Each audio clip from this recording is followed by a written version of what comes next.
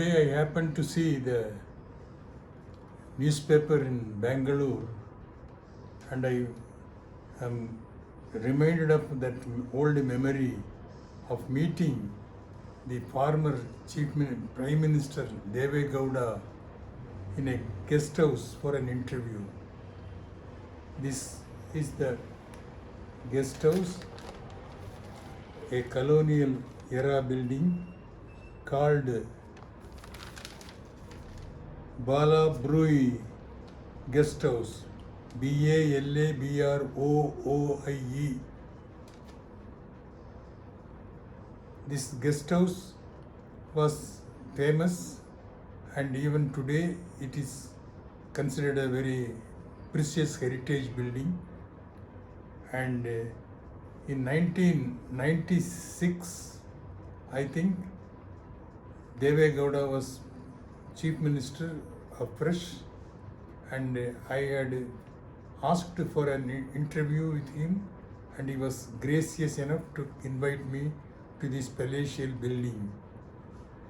And his press secretary, Jayadirtha Rao, a fine gentleman, arranged this meeting. And when I met Deve Gowda, I was impressed by his humility, humbleness, and charm, the rural charm, and he was truly called the son of soil. And my purpose was, I was launching my own magazine on agriculture development issues. It's called the Agriculture and Industry Survey, and my first interview was with this fine person, and when he invited us, he entertained us graciously, and we went on to talk on agriculture.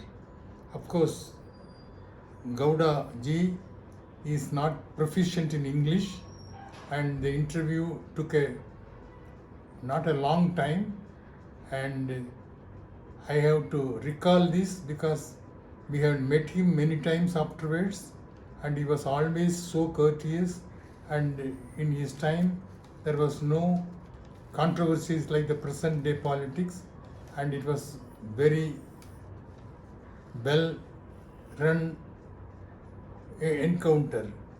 And here I want to narrate how I entered into journalism. I was having a rural school, and where there were some American Peace Corps volunteers, and there were one or two Quaker volunteer also, Sheldon Clark. He told me we start a newsletter, and that's how we started a 4-page newsletter. That went on to become a full-fledged magazine, and if I narrate my experience, viewers may not believe all I am going to say. We were to start that journal in Coimbatore, but it was the revenue department to get the permission from the collector was very bureaucratic activity, and we gave it up. One day in Bangalore, when we were walking near the Hudson Circle, we saw a notice board, District Magistrate Office. My wife went into the office, and soon we found that magistrate was happy to sign wherever we wanted him to sign, and we got permission to start the magazine.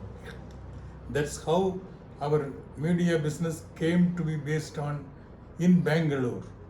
And when we used to meet bigwigs, corporates in Bombay, and we got enthusiastic reception, and that's another big long story. In Bombay, I became friend of the great writer Mulkraj Anand and K.A. Abbas, and they encouraged me to go further and do many things, and they introduced me so many nice people. Once I remember I had climbed the 18 floors of Air India building and met the publicity manager, commercial advertisement manager, S.S. Dabolkar. Again, such a nice person I had never met. And Air India, you all know, those days was very glamorous, and not many people will go there. And when he saw me, he told me, and counting his fingers, this is January, February, March, and then next year, whole year, I will give you advertisement. That's how the publications took off, and it's a different story. Later it went on to get published in 4 languages. You won't believe, I had 4 weekly Sunday newspaper type publications in Tamil, English, Malayalam and Kannada, and that was a very daring step. Why I say all these things? There are still opportunities in India for youngsters to start new ventures and independent professions, and that entrepreneurship gives you freedom and many other opportunities to develop yourself into an independent person. Thank you.